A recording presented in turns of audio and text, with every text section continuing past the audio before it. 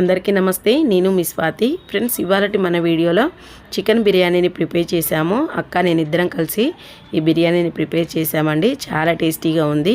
అక్క డిఫరెంట్ స్టైల్లో బిర్యానీని ప్రిపేర్ చేసింది. ఈ ముక్కలు కూడా చాలా జ్యూసీగా టేస్టీగా చాలా బాగుందండి బిర్యానీ. అక్క ఎలా ప్రిపేర్ చేసింది అన్నది మీతో షేర్ చేసుకోబోతున్నాను. ఇక లేట్ చేయకుండా వీడియో ప్రాసెస్ ఏంటో చూసేయండి. ఇక్కడ చూసారా, 2 కేజీల వరకు చికెన్ తీసుకొని 2 సార్లు శుభ్రంగా వాష్ చేసుకున్న తర్వాత టేస్ట్కి సరిపడా సాల్ట్, కారం వేసుకున్నాను. ఆ తర్వాత 1 టేబుల్ స్పూన్ వరకు అల్లం వెల్లుల్లి పేస్ట్ వేసుకోండి. ఇలా అల్లం వెల్లుల్లి పేస్ట్ వేసుకున్న తర్వాత 1 నిమ్మకాయ పిండండి. 2 కేజీల చికెన్కి 1 నిమ్మకాయ సరిపోతుంది. పిండుకున్న తర్వాత 1 స్పూన్ గరం మసాలా, 2 టేబుల్ స్పూన్ల వరకు ధనియా పౌడర్ వేసుకొని 1/2 కేజీ వరకు పెరుగును వేయండి. ఇలా 1/2 కేజీ పెరుగును వేసి ఒకసారి బాగా కలుపుకున్న తర్వాత ఇందులో ఫ్రైడ్ ఆనియన్స్ వేసుకోవాలి. ఇప్పుడు ఒకసారి బాగా మిక్స్ చేసుకోండి. ఇలా ముక్కలకు బాగా పట్టేలాగా మిక్స్ చేసుకున్న తర్వాత ఇందులో ఆనియన్స్ వేయండి. ఫ్రై చేసుకున్న ఆనియన్స్ వేసి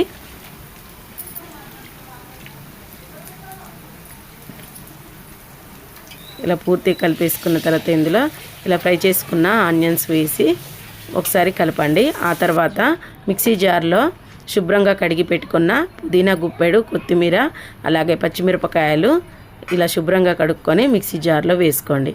ఇలా మిక్సీ జార్లో వేసుకొని కొద్దిగా సాల్ట్ వేసి ఇలా మెత్త పేస్ట్లా పట్టుకుంటున్నారంటే బిర్యానీ చాలా బాగుందండి. ఇలా పుదీనా, కొత్తిమీర, పచ్చిమిరపకాయల పేస్ట్ వేసిరంటే చాలా టేస్టీగా ఉంది. ఎప్పుడు మీరు ఇలా ట్రై చేయకపోతే ఒకసారి ట్రై చేయండి, చాలా బాగుంది.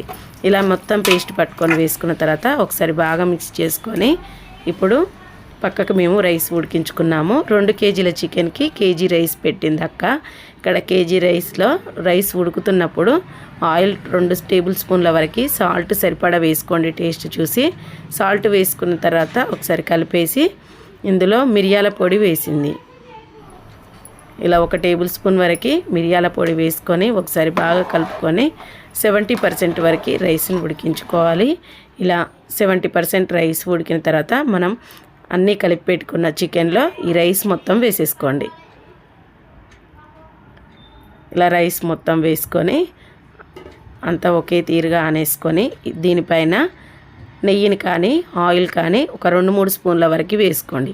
వేసుకొని మంటను మీడియం ఫ్లేమ్లో ఉంచి పొయ్యి మీద పెట్టి మంటను మీడియం ఫ్లేమ్లో ఉంచి పైన 2 డంబెల్స్ పెడుతున్నానండి నేను. ఇలా 2 డంబెల్స్ పెట్టి మంటను మీడియం ఫ్లేమ్లో ఉంచి ఒక 45 మినిట్స్ వరకు ఉడికించుకోండి. ఇలా 45 మినిట్స్ తర్వాత డంబెల్స్ తీసివేసి చూస్తే వేడిగా బిర్యానీ రెడీ అయిపోయింది. చాలా టేస్టీగా ఉందండి. జ్యూసీగా టేస్టీగా చాలా బాగుంది. ఎప్పుడు మీరు ఇలా ట్రై చేయకపోతే ఒకసారి ట్రై చేయండి. మళ్ళీ మీకు ఎలా కుదిరిందన్నది నాతో షేర్ చేసుకోండి. అలాగే ఈ రెసిపీ మీకు నచ్చినట్లయితే కంపల్సరీ ఒక లైక్ చేయండి. మరిన్ని వీడియోస్ కోసం మన ఛానల్ని సబ్స్క్రైబ్ చేసుకోండి.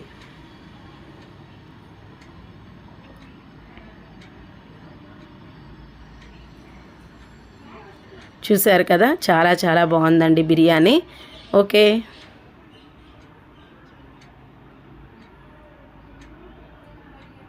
థ్యాంక్ యూ అండి. మరొక మంచి వీడియోతో మళ్ళీ కలుసుకుందాం. Thank you.